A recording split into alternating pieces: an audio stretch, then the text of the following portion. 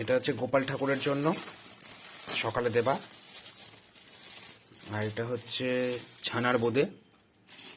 আর এটা হচ্ছে ল্যাংচা। আজকে রাত্রিবেলা প্রচুর মিষ্টি। এছাড়াও মা কি বানিয়েছে আরও সেটাও তোমাদের দেখাবো বন্ধুরা। আজকে মিষ্টি আর মিষ্টি। ল্যাংচাগুলোর সাইজগুলো দেখো শুধু একবার।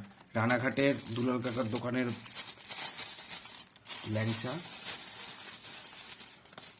একটুখানি প্লাস্টিকটা উঁচু করো তোমার। বাবা রে বাবা, দারুণ লাগছে। এই দেখো বন্ধুরা।